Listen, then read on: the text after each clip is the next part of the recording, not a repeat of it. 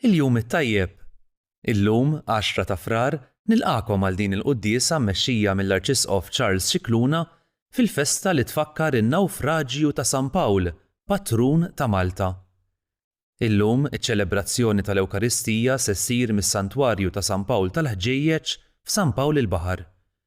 Jikkonċelebra Dundjone Kutajjar.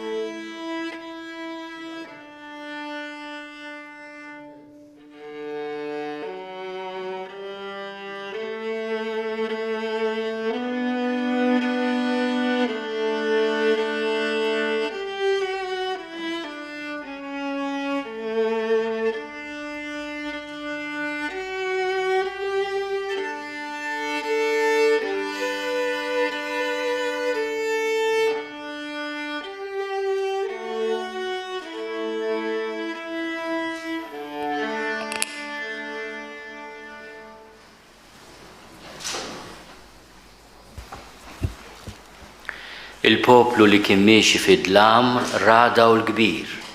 In-nies li joqogħdu fart id-dlam dawl kbir idda fuqhom. Fl-isem tal-Missier u tal-Iben u tal-Ispiritu Santu Amen. Il-paċi magħkom. Ħuti qegħdin niċċelebraw is-solenità tal-miġja tal-Apostlu Missierna San Pawl fostna minn din il-Knisja li tradizzjonalment tfakkar l-inħawi tan-nawfraġġju ta' San Pawl. San Pawl il-Baħar. Ejjew nitolbu li l-miġja tiegħu tkompli tlaqana ma' Ġesu. Dik li żied ħaġa importanti. Id-dawl tad-dinja. Għalhekk nibdew il-quddiesa tas-solenità ta' San Pawl b'din is-silta sabiħa ta' Iżajija, il-poplu li kien miexi fid-dlam ra dawl kbir. Id-dawl ta' Ġesu, id-dawl tal-ħnina, id-dawl tal-imħabba. U niftakru x'qal Duncan fl-Innu Malti, bl-oħla dawl li bist, id-dawl li żjed ħelu. Aħna dan qegħdin nifakru llum. Qegħdin nifakru li fost id-dlamijiet tad-dinja l-Mulej għażel fis-sena 60 wara Kristu, ftit snin wara li l-xorx ta' Ġesu, il-mewt u l-qawmin tiegħu mill-imwiet. Li permezz ta' Pawlu l-Apostlu nisemgħu bl-isem ta' Ġesu inkunu xhieda ta' kemm hu qawwi l-isem ta' Ġesu. Għax fostna ġie bil-fejqan. San Luqa ma jgħidilniex kelma li qal San Pawl fostna. Jgħidilna biss li fejjaq. Fejjaq bl-isem ta' Ġesu. U aħna fil-bidu ta' din l-quddiesa nitolbu l-fejqan spiritwali, il-fejqan ta' dnubietna billi narfu ħtijietna. Nistqalla Alla li jista' kollox u lilkom Ħuti li jiena nibt ħafna bil-ħsieb, bil-kliem, bil-emin u bil-ħallejk mirjieti. Tija tiegħi, bl-akbar tija tiegħi. Għalhekk nitlob lill-imqazza Marija dejjem Verġni, l-anġu l-qaddissin kollha u lilkom Ħuti biex jitolbu għalija lill-Mulej Alla tagħna. Eħenna lina Alla li jista' kollox jaffrinna dnubietna u jwassalna l-ħajja ta' dejjem. Mulej ħnina. Kristu ħnina. Mulej ħnina. Glorja l-Alla fil-għolja tas-smawiet u paċi fl-art lill-medmin ta' rida tajba. Infaħruk, inberkuk, nadurawk, natuġġih, irrodulek ħajr għall-glorja kbira tiegħek. Mulej Alla Sultan tas-sema, Alla Missier li tista' kollox, Mulej Iben waħdini Ġesu Kristu, Mulej Alla ħaruf talla bin il-Missier, int li tneħħi l-nubiet tad-dinja ħenna lina, int li tneħħi l-nubiet tad-dinja il-qattal tagħna, int li qiegħed fuq il-lemin tal-missier ħenna lina, għaliex int waħdek qaddis, int waħdek mulej, int waħdek il-għoli Ġesu Kristu, ma l-Ispiritu Santu bil-glorja tal-missier Alla. Amen. Nitolbu. U Alla fil-providenza tiegħek tal-aġeb intoġbok li l-Apostlu missierna San Pawl jara l-arqa biex jiġi fostna u jxandrilna l-fidi. Bil-ħrara kollha nitolbuk għamel li nibqgħu dejjem inroddu ħajr għat-ħabbrik u l-imħabba li hu wera magħna u li nżemmu sħiħ u bla mittifes it-tagħlim li hu tagħna bil-kelma u bl-eżempji tiegħu. Bibnek Ġesu Kristu Sidna li hu Alla u miegħek jgħix u jsalta flimkien mal-Ispiritu Santu għal dejjem ta' dejjem. Amen.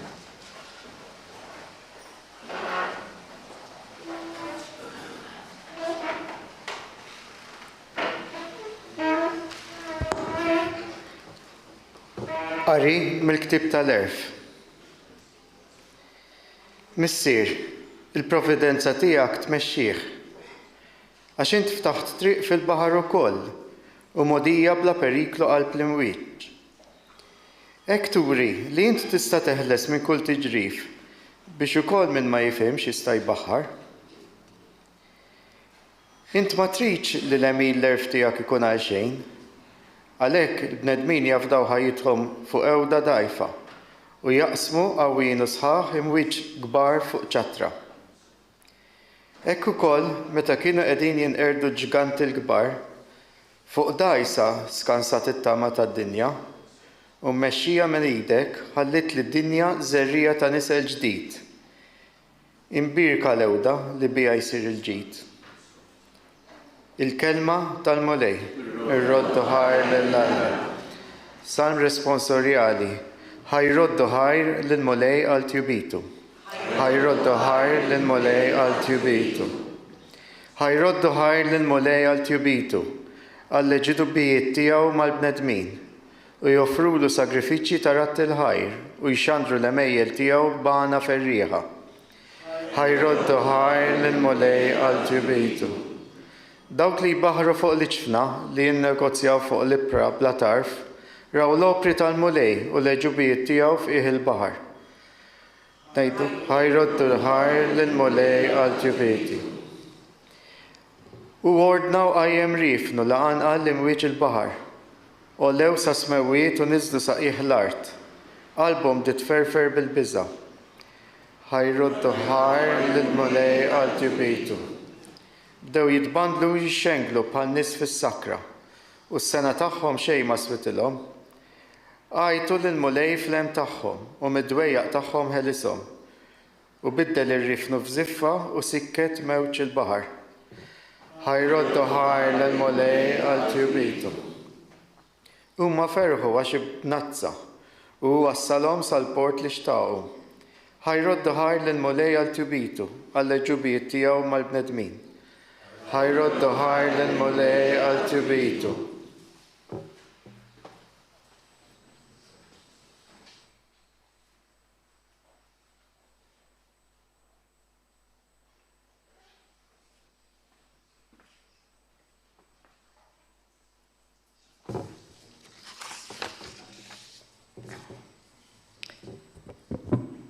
Qari mill-Atti tal-Apostli.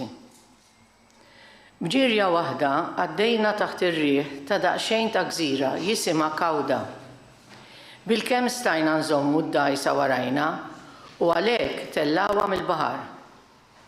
Imbagħad qabdu l-armar u rabtu l-ġifen dawra mejt biċ-ċimi. Niżlu l-qluħ għax beżgħu li jinkaljaw fuq is-sirti u hekk ħallejna l-mewġ iġorna miegħu. L-għada, it-tempesta ħabtitna ħafna. Bdew iwadbu t-tabija l-baħar u fit-tielet jum irmew it-tamir tal-ġifen b'idejhom stess. Għal ħafna jiem la deret xemx u lanqas kwiekeb, it-tempesta li qabditna ma kienx ħafifa, hekk li l-aktar fl-aħħar tlifna kull tama li nsalvaw. In-nies kienu ilhom ħafna ma jieħdu xi ħaġa biex jitrejqu. Pawlu waqaf nofshom u qalilhom: Ħbieb, kien imiskom smajtu minni u ma tlaqtux minn Kreta, kontu teħilsu minn din il-ħsara u dan it-telf. Imma issa nwissikom biex tagħmlu l-qalb, għax ħadd minnkom mu se jitlef ħajtu, il-ġifen biss jintilef. Għax dal-lejl der li anġlu ta' dak Alla li tiegħu jien u li lilu nqim u qalli: tibżax Pawlu, jeħtieġ li inti tidher quddiem Ċesari. Ara, Alla tak il-grazzja li daw kollha li qegħdin jivvjaġġaw miegħek isalvaw. Mela qawwu qalbkom ħbieb, jien nemmen falla li jekk isir, sewwa sew kif ħabbarli. Jien ħtieġ issa li naqbtu ma' gżira. Meta wasal l-14 il-lejl, konna ninsabu mitfuqajn lawn u lem fil-baħar ta' Adria. Għal-ħabta ta' nofs il-lejl, il-baħrin ħassew li konna resqin rib xi art. Skandaljaw il-fond tal-baħar u sabu 20 qama. Imxejna ftit ieħor il-qudiem, reġgħu skandaljaw u sabu 15. Huma beżaw li x'imkien konna se naħbtu ma' xi skol u għalhekk niżlu 4 ankri mill-poppa. Ix-xewqa tagħhom kienet li ma jdumx ma jiżbaħ. Il-baħrin bdew ifittxu li jaħarbu mill-ġifen u niżlu d-dajs għall-baħar bħalli kieku biex idendlu xi ankri mill-pruwa. Iżda Pawlu qal lill-ċenturjuni lis-soldati: jekk dawn ma jibqgħux fuq il-ġifen, intom ma tistgħux issalvaw. Imbagħad is-soldati għaġġtu l-ħbula tad-dajsa u ħallewha tmur għal rieħa. Meta sar il-ħin biex jiżbaħ, Pawlu qabad jagħmel il-qalb lil kulħadd biex jiddrejqu b'xi ħaġa u qalilhom: issa ġajilkom 14 ġurnata tistennew saw yimin u ma dduqu xejn. Għalhekk għamlu l-qalb u trejqu b'xi ħaġa tal-ikel. Dan jiswilkom għal saħħitkom għax ħadd minnkom mhu se jitlef xara waħda minn rasu. Kif qal dan, qabad il-ħobż, ratt il-ħajr lill-Alla quddiem kulħadd, qasam u beda jiekol. Imbagħad kulħadd għamel il-qalb u ħadu xi ħaġa tal-ikel huma wkoll. Konna b'kollox 276 ruħ fuq il-ġifen. Wara li xebaw, bdew iħeffu l-ġifen u jwadbu l-qamħ il-baħar. X'ħin imbagħad sebaħ, l-art marfuwiex, lemħu biss bajja biex tajta fiha u qatawha li jekk jistgħu jitfgħu il-ġifen fuqha. Irħew l-ankri u telquhom il-baħar u ħallew ukoll l-irbit tat-tmun. Imbagħad tellaw il-qala żgħir ta' quddiem għar-riħ u rħewla lejn ix-xtajta. Iżda ħbatna ma' sikka bejn żewġ kurrenti u l-baħrin waħħlu l-ġifen fuqha. Il-pruwa baqgħet imwaħħla sew fil-post u ma tħarkitx. Imma il-poppa bdiet titfarrag bil-qilla tal-mewġ. Is-soldati riedu kieku joqtlu l-priġunieri li ma jmurx jaħrab xi ħadd minnhom bil-għawm. Iżda ċ-ċenturjun li rid isalva lil Pawlu ma ħalliex il-ħsieb tagħhom iseħħ. Lil dawk li kienu jafu jowmu ordnalhom jintefgħu huma l-ewwel il-baħar u jmorru l-art. Lill-oħrajn ordnalhom jilħqu x-xatt, min fuq twavel u min fuq bċejjeċ imkissra tal-ġifen. U hekk kulħadd qabad l-art qawwi u sħiħ. Meta ħlisna mill-arqa, sirna nafu li l-gżira kien jisimha Malta. In-nies tagħha ġibu ruħhom magħna bil-ħlewwa li ma bħala. Laqgħuna tajjeb lilna wkoll u qabdulna ħuġġiġa għax kienet bdiet nieżla x-xita u kien il-bard. Mela Pawlu qabad qabdat skuk nixfa u tefaħħhom fin-nar. Fit-skuk kien hemm lifa li malli ħasset isħana ħarġet u qabdet majit Pawlu. In-nies tal-gżira kif raw il-lifa mdendla midu bdew jgħidu wieħed il-ieħor: dan ir-raġel żgur xi qattil għax għad li ħelisa mill-baħar il-ġustizzja ma ħallitux jgħix. Imma hu farfar il-lifa ġon nar u ma ġralu xejn. Huma stennew li se jarawh jintefaħ jew jaqgħu imut f'daqqa. Wara li damu jistennew ħafna u raw li ma ġralu ebda deni, bidlu l-ħsieb u bdew jgħidu li kien xi Alla. F'dawk l-inħawi kien hemm l-oqsma tal-prinċep tal-Gżira li kien jismu Publiu. Dan laqana u bil-qalb kollha żamna għandu 3 ijiem. Missier Publiu inserta mixħud, marid bid-deni u d-diżenterija. Pawlu daħal ħdeħ, għamel talba, qiegħed ideh fuqu u fejqu. Wara dan imbagħad bdew ukoll jersqu għandu il-morda l-oħra tal-Gżira u hu fejjaqhom. U rewna ġieħ kbir u meta ġejna biex nitilqu qabbew fuq il-ġifen kull ma konna neħtieġu. Il-kelma tal-mulej. Roddu ħajr lil Alla.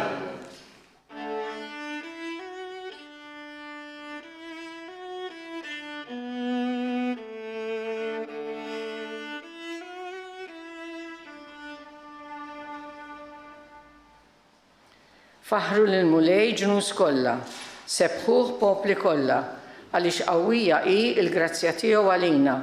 Il-fedeltà tal-mulej tibqa' għal dejjem.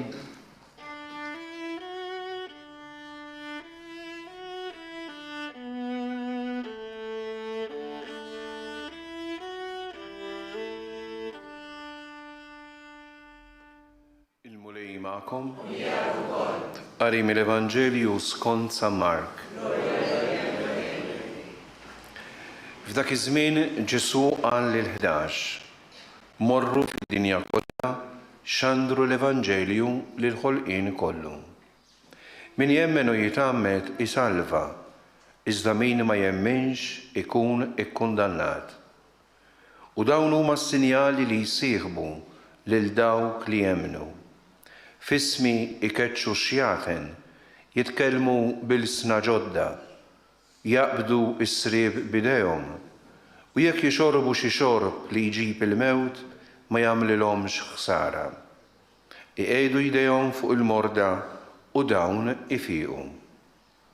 U hekk il-mulej Ġesu wara li kellimhom kien imtella fis-sema u qagħad in-naħa tal-lemin ta' Alla. U mbagħad marru jipritkaw kullimkien. Il-mulej kien jaħdem magħhom u jwettaq il-kelma bil-mirakli li kienu jsiru magħha. Il-kelma tal-mulej.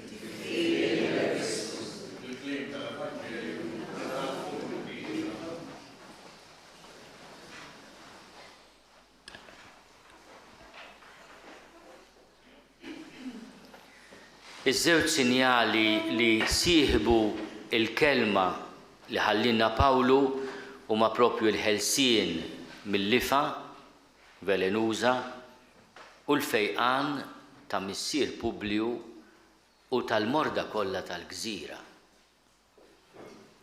Huma dawn iż-żewġ sinjali fost il-lista li jsemmi Ġesu fil-Vanġelu li għadna kemm smajna u li jsiru sinjal tal-qawwa tiegħu u tal-preżenza tiegħu fostna.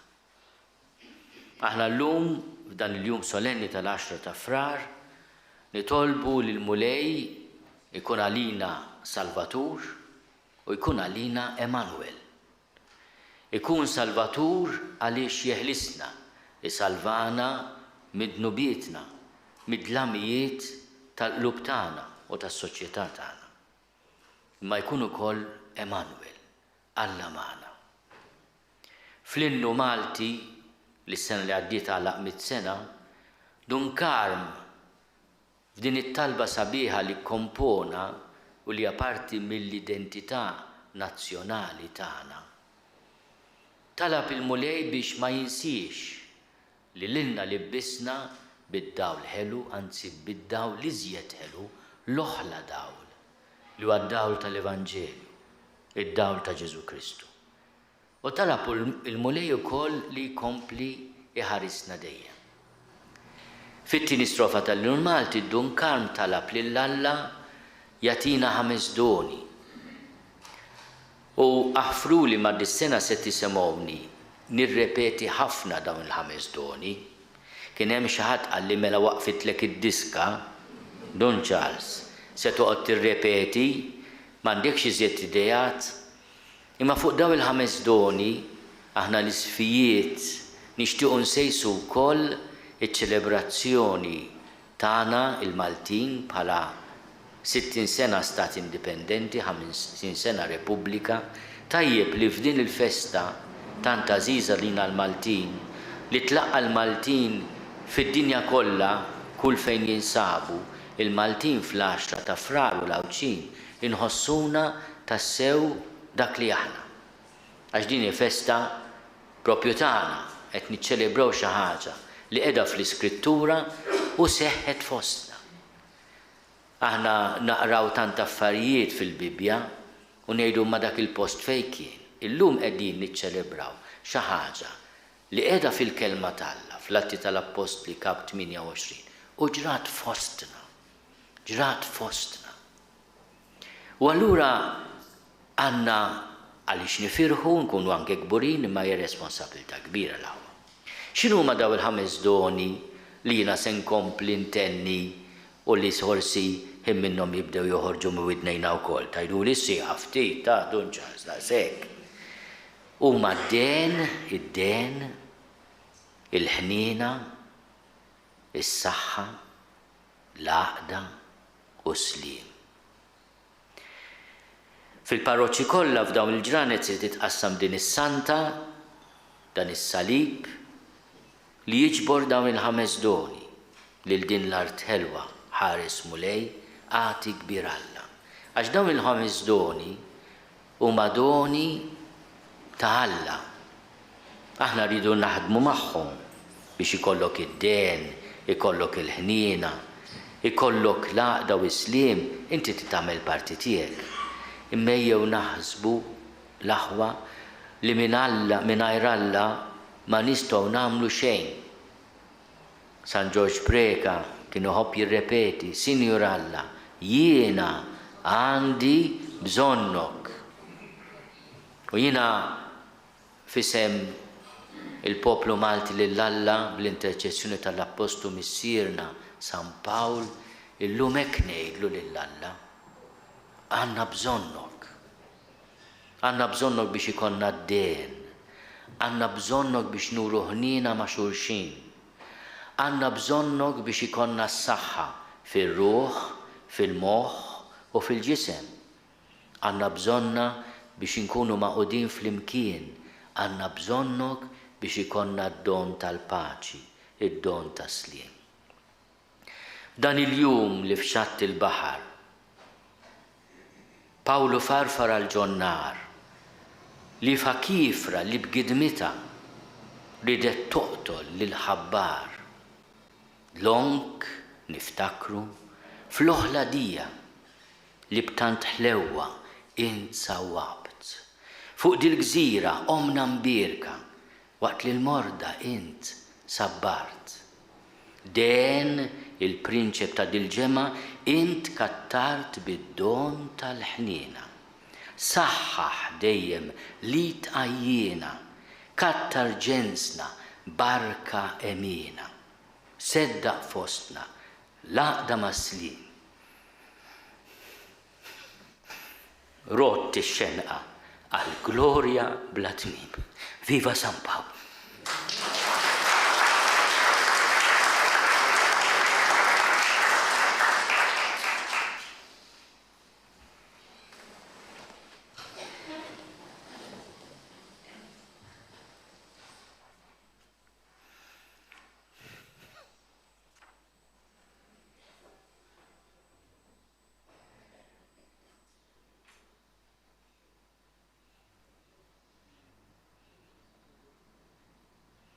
Jira nemmen fal-għawiret il-misteri ta' kollox li ħalas kemm l-art ta' kollu li jidher u dak li ma jidhirx. U li jidher Ġesu Kristu, il-ben waħdini ta' Alla, il-mister qabel kull żmien. Alla minn Alla, dawn minn dawn, Alla veru minn Alla veru. Il-mister mhux magħhum l-aktar waħda mal-mister u kien jifsar kollox.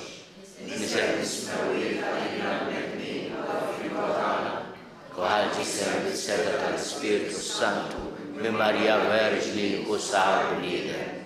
Salbuha lina bata ta' Ponzio Pilatu, mietu difnuh, u tielet jum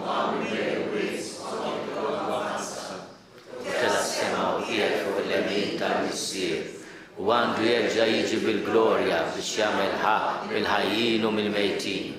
U s-sadna tiegħu ma jkollix tmiem. U fl-Ispirtu Santu mulej li jagħti l-ħajja li ġej mill-missier u mill-liben li hu meqjum imweġġa' flimkien mal-missier u mal-liben u li tkellem f'hom il-profeti. U Knisja waħda qaddisa kattolika apostolika nistqarma mudija waħda l-maħfra nistenna l-qawma mill-imwiet u l-ħajja. Sa se nitlob il-Jacob, bravissimu mhux biss fuq l-arpa ma anke fuq il-violin, biex jagħtina l-armonija tal-innu Malti. U kulħadd fis-santa li tqasminkom għaw l-innu Malti bħala talba tal-fidil illum nitolbuha mhux inkantaw ħalli niftehmu żgur. Imma għalmenu waqt li Jacob qed jagħtina in-noti tal-innu Malti aħna nitolbuh miegħi għandkom is-santa. Is-suġġerimenti għal kuljum matul din is-sena nitolbu l-innu Malti, din hija talba.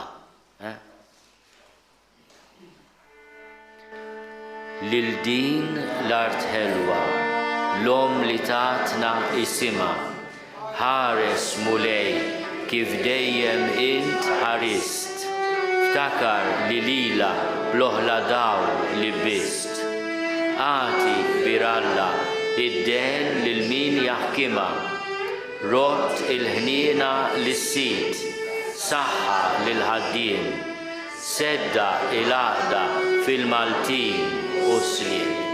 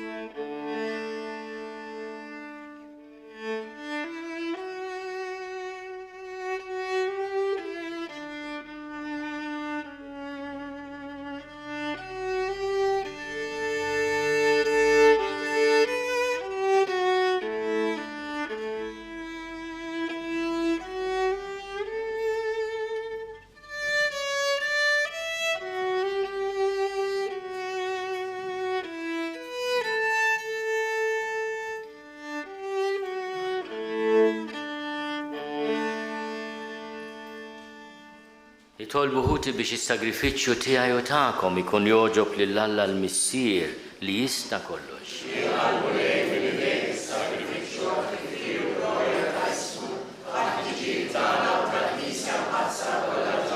Il-qabu lej l-offerta li qegħdin nagħmlulek bratta ħajra l-bosta u bosta ġid li jintfawwart fuqna bil-miġja tal-appostu missierna San Pawl f'din il-gżira. U għamel li naqdu dejjem lil kobor tiegħek bil-qalb u b'kull ħajr bi Kristu Sidna. Il-mulej magħkom. Nerfgħu qlubna l fuq. Niżuħaj lill-mulej Alla tagħna. Sewwa u xieraq tas-sew mulej missier qaddis Alla ta' dejjem li tista' kollox. Tajjeb u taġid tas-salvazzjoni tagħna li dejjem ukoll imkien inrodulek ħajr bi Kristu Sidna. Fil-providenza tiegħek tal-għaġeb intritt li l-apostlu tiegħek Pawlu jeħles minn tempesta qalila u jasal f'din il-gżira. Għal-ġittana żammejtu għam 3 xhur u għoġbok li l-qada tiegħu fostna tissiebaħ bil-predikazzjoni u l-mirakli tiegħu. Għalhekk aħna nibqgħu dejjem niċċelebraw it-tifkira tiegħu bħala l-apostlu li xandrinna l-fidi u l-missier li nissilna fi Kristu. Għalhekk mal-qtajja kollha tal-anġli b'qima kbira nfaħruk u ngħidu u ntennu bla qiegħda. Qaddis, qaddis, qaddis, mulej Alla tal-eżerċiti, is-smewt u l-art mimlija bil-glorja tiegħek. Osanna fl-għoli tas-smewit, imbirek minn ġej fissem il-mulej, osanna fl-għoli tas-smewit. Qaddis tas-sewint mulej, inti lajn ta' kull dusija, qaddis għalik nitolbuk dawn l-offerti bil-barka tal-Ispirtu tiegħek biex isiru għalina il-ġisem u d-dem ta' Sidna Ġesu Kristu, li meta kien sejnata biex minn rajħi bati għal-ħobs, ratti l-ħajr, qasam tal id-disċipli tiegħu u qal: ħudu kulu l-koll minn dan, għax dan huwa ġismi li jingħata għalikom.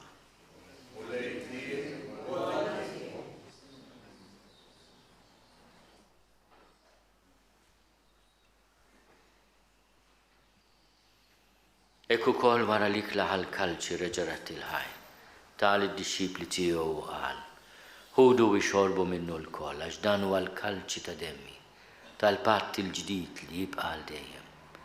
Id-dem li jixxerret għalikom u għal-bnedmin kollha għal maħfra ta' dnubiet. Għamlu dan tifkira tiegħi.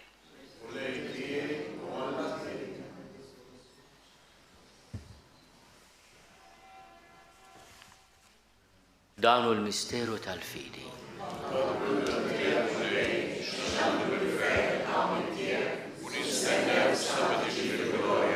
Għalhekk aħna u nagħmlu dan tifkira tal-mewt u l-qawmien ta' Sidna Ġesu Kristu. Nofrulek mulej il-ħobs tal-ħajja u l-kalċi tas-salvazzjoni. U rrodulek ħajra xoġbok tilqana hawn quddiemek biex nagħluk. U miċ-ċokontana nitolbu li l-Ispirtu Santu jaqadna b'ġisem wieħed l-inna li nieħdu semm il-ġisem u d-dem ta' Kristu. Ftakar mulej fil-Knisja tiegħek imxerda mad-dinja kollha. Wettaqa fl-imħabba fl-imkien mal-Papa Franġisku, miegħi għaddej tiegħek mingħajr ma jistoli. Mal-Isqof Joseph li qed jgħinni, mal-Isqof Anton u mal-Ministri tiegħek kollha. Ftakar ukoll fħutna li raqdu bit-tama tal-qawmien, ftakar fil-mejtin kollha. Daħalhom quddiemek fid-dawl tas-sebħ tiegħek. Ħenna lina l-koll nitolbuk, għati lilna wkoll il-wirt tal-ħajja ta' dejjem, flimkien mal-Veġni Mqazzom Malla Marija, mal-Arus tagħha San Ġusepp, mal-Apostli b'mod speċjali l-Apostlu missierna San Pawl, ma' San Publiu u l-qaddisin kollha li jgħixu fil-biberija tiegħek sa mill-bidu tad-dinja. Għamel li magħhom infaħruk u nsebħuk b'Ġesu Kristu ibnek. Bi Kristu, ma' Kristu fi Kristu. Jingħata lilek Alla missier li tista' kollox, flimkien mal-Ispirtu Santu. Kull ġieħu glorja għal dejjem ta' dejjem. Ejjew nitolbu. Kif għallimna u ridna nagħmlu liben ta' Alla Ġesu għas-salvazzjoni tagħna. Missierna li inti fis-smewwiet jitqaddes ismek tiġi saltnatek, ikun li trid int kif is-sema hekk fl-ard. Ħobżna ta' kuljum bagħtina llum, aħfrilna dnubietna bħalma naħfru l-miluħa għalina. La ddaħħalniex li tiġri, iżda eħlisna mid-deni. Eħlisna nitolbuk mulej minn kull deni. Għatina fit-tiebor li nagħtihak il-paċi fi żmienna. Biex inkunu ħielsa dejjem midnub u mħarsa minn kull inkwiet. Aħna u nistennew u nittamaw ilena u l-miġja tas-Salvatur tagħna, Ġesu Kristu. Mulej Ġesu Kristu li għat lill-Apostli tiegħek. Inħallilkom is-slim, natikom is-slim tiegħi. La tħares lejn dnubietna. Iżda ħares lejn il-fidi tal-Knisja tiegħek. Għatija slimu l-għaqda li int trid fiha, int li tgħixu s-saltan għal dejjem ta' dejjem. Amen. Il-paċi tal-mulej tkun dejjem magħkom. Għatu l-paċi lil xulxin.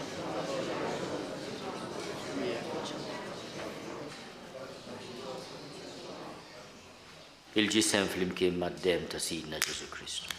Ikunu jiswew lilna li se nitqarbnu bihom għal ħajja ta' dejjem. Ħaruf talla li tneħħi d-nubiet tad-dinja ħenna lina. Ħaruf talla li tneħħi d-nubiet tad-dinja ħenna lina. Ħaruf Talla li tneħi n-nubit tad-dinja għatina l-paċi. Mulej Ġesu Kristu bin Alla l-ħaj. Bil-mewt tiegħek ifrit minnek il-missieru bil-ħidma tal-Ispiritu Santu, intajt il-ħajja lid-dinja. Dan il-ġisem u d-dem għaddis tiegħek eħlisni minn ħtieti kollha u minn kull ħażen. Żomni dejjem fidil lejn il-kmandamenti tiegħek u tħallini qatt infiret minnek. Mulej Ġesu Kristu nitolbok nitqarbina bil-ġisem u d-dem tiegħek. Ma tkunx il-kundanna tiegħi, iżda ħnina tiegħek tuna li ħarsien u l-fejqan ta' ruħi u ġismi.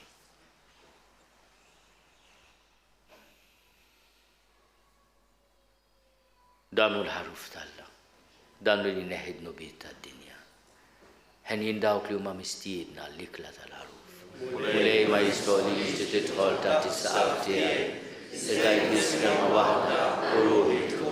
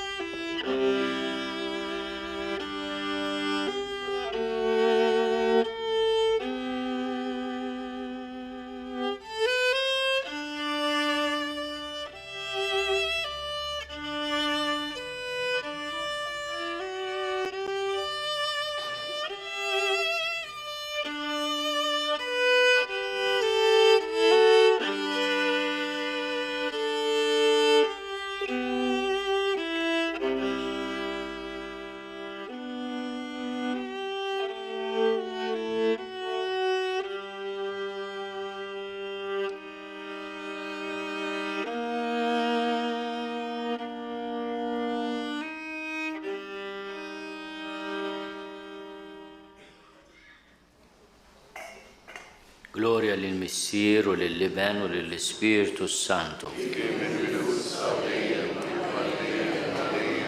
Gloria lill-Missier u lill-Liben u lill-Ispirtu Santu. Gloria lill-Missier u lill-Liben u lill-Ispirtu Santu.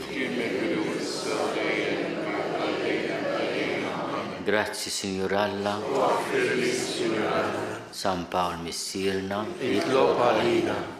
San Publiu. Nitolbu. U Alla li tista' kollox inta kull sena tferraħna bit-tifkira tal-miġja tal-Apostlu Missierna San Pawl fostna.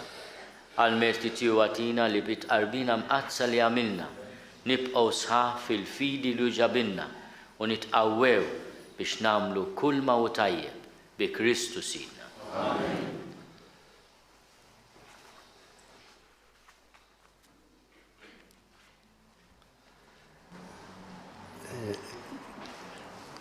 Kelma żgħira ta' ringrazzjament, eċċellenza u għalina grazzja u onur li tiġi tiċċelebra l-Ewkaristija hawnhekk fil-kappella tanta għażiża.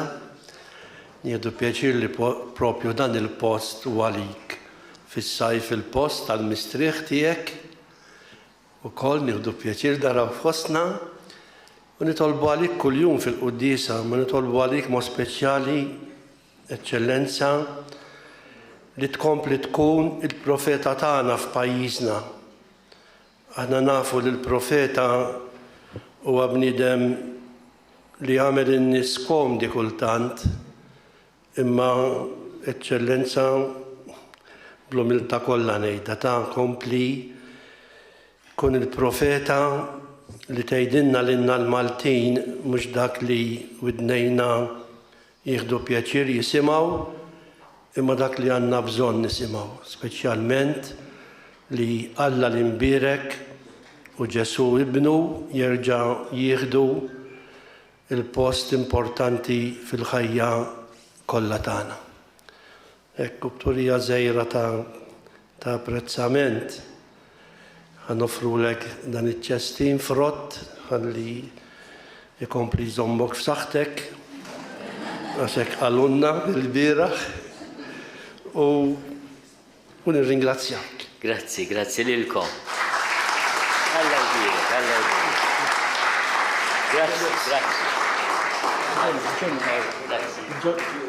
Nifilħu għax qed nagħmel naqa' training ukoll. Imma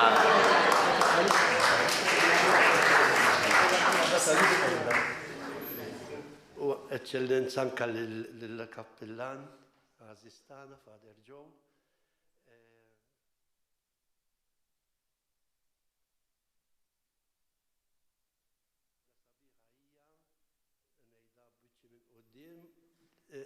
L-għaqda li għaw bejnietna. Aħna u għek parti mill-parroċċa, l-aħbarijiet tal-parroċċa huma l-aħbarijiet tagħna u anke eċċellenza fejn nistgħu jiena u Father Joe ngħinu l-xulxin daqqa u lili u daqqa u lilu. U b'sens ukoll ta' ringrazzjament anke lilek nibżgħu għalik Father Joe.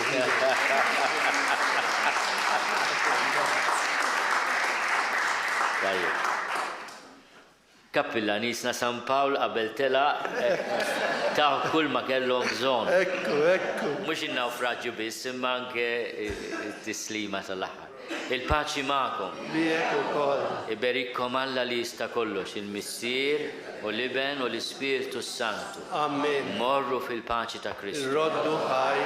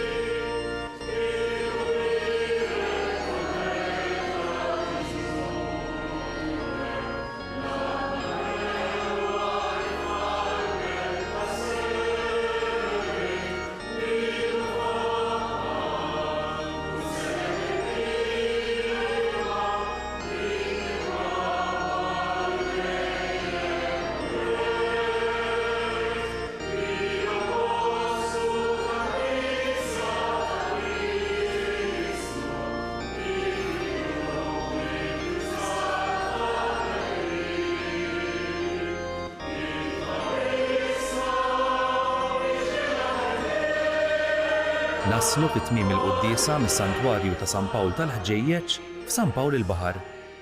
Illum qed niċċelebraw il-wasla ta' San Pawl fostna, ġrajja ta' importanza kbira fl-istorja ta' pajjiżna.